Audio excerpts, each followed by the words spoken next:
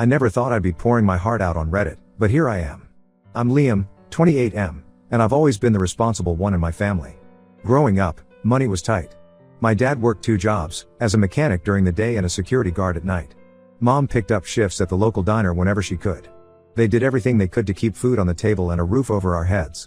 From a young age, I understood the value of hard work.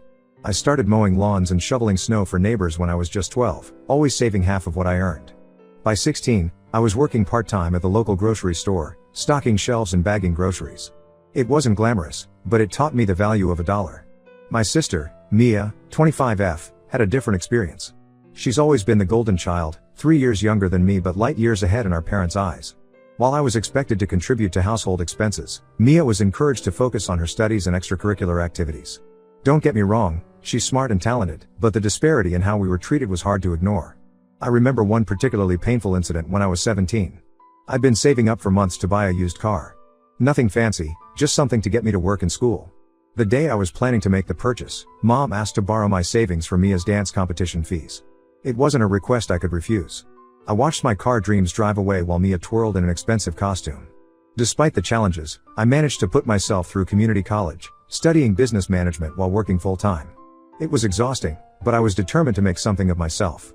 Meanwhile, Mia breezed through high school, winning academic awards and securing a full-ride scholarship to a prestigious university. The day Mia left for college was bittersweet. I was proud of her achievements, but I couldn't help feeling left behind. Our parents threw her a lavish going-away party, inviting the whole extended family.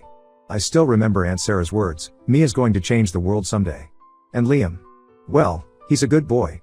The pity in her eyes stung more than any insult could have. With Mia gone, I threw myself into work. I'd always had a knack for design, spending hours sketching in my free time. One day, on a whim, I turned one of my sketches into a simple beaded bracelet.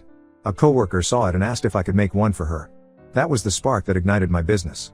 I started small, making jewelry in my tiny apartment kitchen and selling it online. It was slow going at first, but I poured every spare minute and dollar into it. I learned about marketing, product photography, and customer service through countless late nights and YouTube tutorials. Slowly but surely, my little shop grew. 3 years after I started, I had enough saved to rent a small space in town and open a proper boutique. It was a huge risk, but it paid off. People loved the personal touch of handmade jewelry, and word spread quickly in our small community. Soon, I was able to expand into accessories and even some clothing items. Last month marked 5 years since I started my business.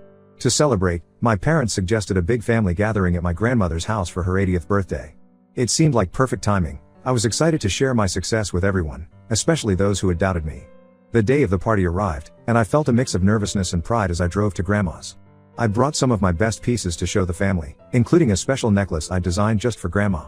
As I walked up the driveway, I could hear laughter and chatter from the backyard. I rounded the corner, gifts in hand, and stopped short. There was Mia, holding court in the center of the lawn. She looked like she'd stepped out of a magazine in her designer dress, her hair and makeup flawless. But what caught everyone's eye was the massive diamond ring glittering on her left hand. Apparently, Mia had gotten engaged to some hotshot lawyer she met at university. She'd been keeping it a secret, waiting for the perfect moment to announce it. And what better moment than stealing the spotlight at Grandma's birthday? Our parents were beside themselves with joy. Mom was already talking about wedding venues, while Dad beamed with pride. The rest of the family crowded around me, oohing and awing over the ring. I stood on the outskirts, my carefully wrapped gift feeling inadequate in my hands. Eventually, Mia noticed me. "Oh, Liam," she exclaimed, air kissing my cheek. "I'm so glad you could make it. I was just telling everyone about Daniel's law firm. They do a lot of work with small businesses. Maybe they could help out with your little shop sometime." The way she said little shop, like it was a cute hobby rather than my livelihood, made my stomach churn. But I plastered on a smile and congratulated her, determined not to let her ruin the day. As the party progressed, I tried to engage with family members about my business. But every conversation inevitably turned back to Mia's engagement or her brilliant career prospects. Even my special gift for Grandma was overshadowed by the extravagant cruise tickets Mia had bought her. The final straw came during dinner. I was talking to our cousin about potentially expanding my business when Mia interrupted. She started going on about how Daniel was looking to invest in some real businesses and how she could put in a good word for me. The way she said it, like she was doing me a huge favor, made my blood boil. I excused myself and went out to the front porch, needing some air. A few minutes later, Mia came out. For a moment, I thought maybe she'd realized how hurtful she'd been. Instead, she asked if she could borrow my car. Apparently, Daniel was coming to pick her up, and she wanted to make a grand exit in something nicer than her old college car. Something in me snapped. Years of pent-up frustration came pouring out. I told her exactly what I thought of her behavior, how she'd always looked down on me, and how I was sick of being treated like the family disappointment. I brought up every instance of favoritism, every backhanded compliment, every time she'd made me feel small. Mia looked shocked, then angry. She called me jealous and small-minded, saying I'd never amount to anything if I kept this attitude. She said I should be grateful for any help she offered, given my limited prospects. Our argument got pretty heated, and soon the whole family was outside watching. Our parents tried to intervene, but I was beyond caring. I told them how their favoritism had affected me, how I'd worked hard for everything I had while Mia had everything handed to her on a silver platter. In the end, I left the party early, ignoring the calls of my stunned family members. I've been avoiding their calls and messages since then. Part of me feels guilty for ruining my grandmother's birthday, but another part feels relieved to have finally stood up for myself. Am I wrong for finally speaking up? Should I have just kept quiet and let Mia have her moment? I don't know how to move forward from here, but I know I can't go back to being the family doormat. Update 1. It's been about a month since the blow up at my grandmother's birthday party, and a lot has happened. First off, thank you to everyone who commented and offered support. It really helped me gain perspective on the situation. After a week of radio silence, my parents reached out. They wanted to meet for coffee and talk things through. I was hesitant, but I agreed. We met at a small cafe downtown, neutral ground for what I expected to be a difficult conversation. To my surprise, they actually listened to me. Mom cried when I explained how their favoritism had made me feel all these years. I told them about the car incident from when I was 17, how it felt to watch my dreams take a backseat to Mia's wants. Dad was quieter, but I could see the guilt in his eyes when I recounted all the times they praised Mia's achievements while overlooking mine. They apologized for not realizing how their actions had affected me. They admitted they'd always seen Mia as needing more support, while they thought I was self-sufficient. It wasn't an excuse, but it helped me understand their perspective a bit better. Mom confessed that she'd always worried about Mia's self-esteem, so she overcompensated by praising her excessively. Dad said he saw so much of himself in me, hardworking, independent, that he assumed I didn't need as much attention. We talked for hours, dredging up old hurts and misunderstandings. It wasn't easy, and there were moments when I wanted to walk out. But we pushed through. By the end, we'd agreed to work on our relationship. They promised to make more of an effort to recognize my achievements and to be more equitable in their treatment of Mia and me. As for Mia, she hasn't spoken to me directly, but she sent a text saying she needed time to process everything. I'm okay with that. I think we both need space to reflect. From what Mom told me, Mia was pretty shaken by our confrontation. Apparently, she'd never realized how her actions had affected me. It doesn't excuse her behavior, but it's a start. The most unexpected development came from my extended family. My Aunt Sarah, the one who had dismissed me at Mia's going away party years ago, called me a few days after the blow-up. She apologized for her past behavior and admitted she'd been wrong about me. It turns out she'd been following my business's social media and was impressed by what I'd accomplished. Sarah owns a small chain of boutiques in the city and offered to mentor me. She even suggested potentially stocking some of my products in her stores. It's a huge opportunity, and I'm excited to see where it leads. We've had a few meetings already, and her advice has been invaluable. She's helping me streamline my production process and expand my product line. I've also been focusing on self-improvement. A friend recommended a life coach, and I decided to give it a try. It's not therapy, but it's been really helpful in building my confidence and setting boundaries. We've been working on strategies to assert myself without being confrontational and to recognize my own worth independent of others' opinions. My business has been doing well too. The publicity from my aunt has brought in new customers, and I'm even hiring my first employee next week. It's a big step, but I feel ready for it. I've been putting in long hours to prepare for the expansion, but it feels good to see my hard work paying off. One of the most significant changes has been in how I view myself. For so long, I defined my worth by how my family saw me. Now, I'm learning to appreciate my own accomplishments. The other day, I caught myself smiling at my reflection, something I can't remember doing in years. I know there's still a long way to go in healing my family relationships, but for the first time in years, I feel hopeful. I'm learning that it's okay to stand up for myself and that my feelings are valid. I'm not angry anymore, just determined to create a life that makes me happy. There have been moments of doubt, times when I've wondered if I did the right thing by speaking up. But then I look at how much has changed in just a month, and I know it was necessary. It's like lancing a wound, painful, but essential for healing. As for what's next, I'm taking it one day at a time. I'm focusing on my business, my personal growth, and rebuilding my family relationships on healthier terms. It's not always easy, but it feels right. For the first time in a long time, I'm excited about the future. Update 2. It's been 3 months since my last update, and things have taken an unexpected turn. I thought I was on the path to reconciliation with my family, but life had other plans. Remember how I mentioned Mia's fiancé, Daniel? Well, it turns out he wasn't the knight in shining armor she made him out to be. About a month ago, Mia showed up at my apartment in tears.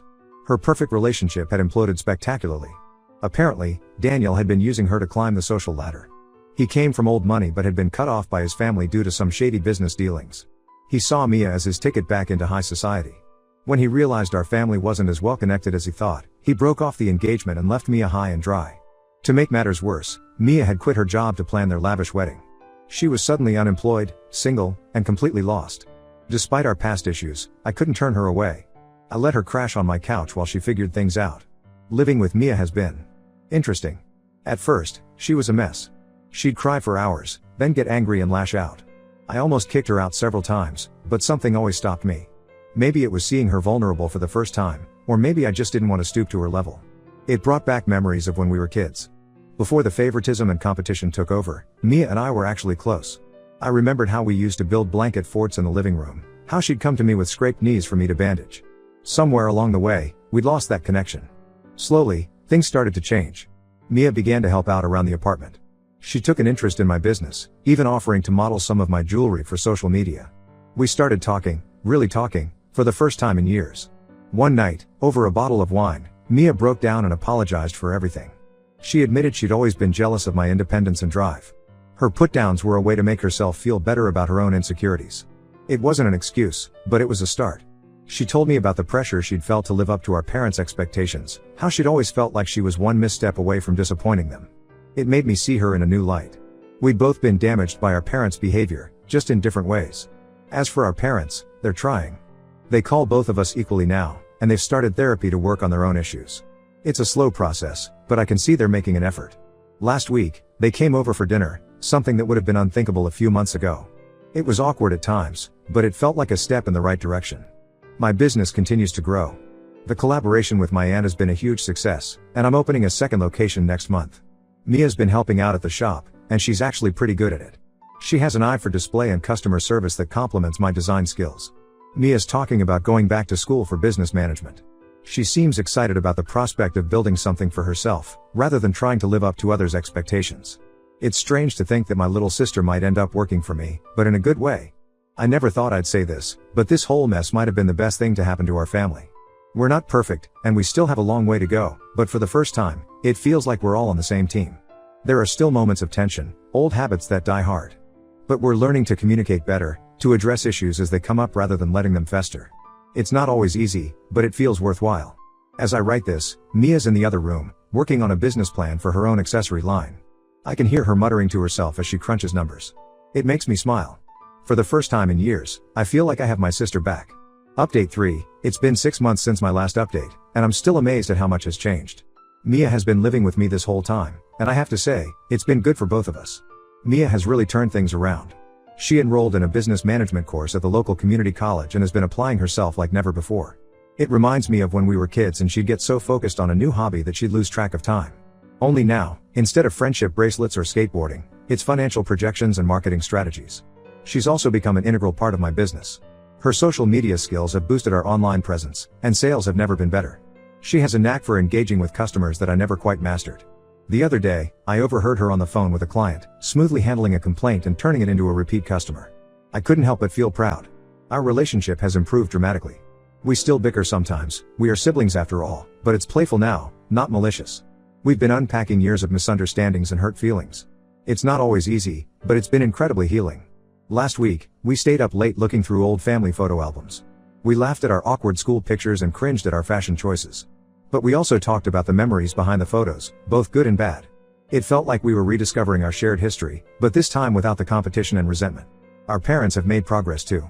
They've been seeing a family therapist, and it's helped them understand the impact of their past behavior. They're making a conscious effort to treat us equally now. Last month, they surprised us both by investing in my business. It wasn't about the money, but the gesture meant the world to me. We've started having weekly family dinners. At first, they were awkward affairs, with stilted conversations and long silences. But gradually, we found our rhythm. We talk about our weeks, share funny stories, and even discuss deeper topics. It's not perfect, there are still moments of tension, but it feels like we're building something real. The biggest surprise came last week. Remember my Aunt Sarah who offered to mentor me? She's planning to retire next year and has offered to sell me her chain of boutiques. It's a huge opportunity, but also a big risk. Mia and I spent days going over the numbers and discussing the pros and cons. We went back and forth on it. I was excited about the potential for growth, but worried about taking on such a big commitment. Mia was enthusiastic from the start, seeing it as a chance for us to build something together. We even had a heated argument one night, falling back into old patterns of competition. But we managed to talk it through, really listening to each other's concerns and ideas. In the end, we decided to go for it together. Mia will handle the business side of things while I focus on design and production. It's a big step, but I feel confident with her by my side. We're meeting with Sarah next week to start hammering out the details. As for my original boutique, it's thriving. We've hired 2 more employees and are looking at expanding our online presence. Mia's been instrumental in streamlining our processes and improving our customer service. It's strange to think that just a year ago, I was doing everything on my own. Looking back, I can hardly believe how much has changed. From feeling like the family failure to running a successful business with my sister, it's been quite a journey. There have been ups and downs, moments of doubt and moments of triumph. But through it all, I've learned so much about myself, my family, and what really matters. I've learned that sometimes, the worst moments in our lives can lead to the best outcomes if we're willing to be honest, vulnerable, and open to change. I've learned that it's never too late to heal old wounds and build new relationships. And I've learned that success means nothing if you don't have people to share it with. I know we'll face challenges ahead. Running a business with family isn't always easy, and we're bound to have disagreements. Our parents are still learning how to navigate their new relationship with us. And there's always the possibility that old habits could resurface. But for the first time, I feel like our family is truly united. We're not perfect, but we're trying, and that's what counts. We're learning to communicate, to support each other, and to celebrate each other's successes without feeling diminished.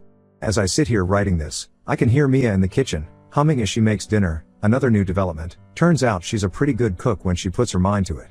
Mom just texted to confirm our plans for the weekend, and Dad sent a terrible dad joke to our family group chat. It's these little moments that make me realize how far we've come. To anyone out there struggling with family issues, I want to say, it's okay to stand up for yourself. It's okay to demand respect and equal treatment.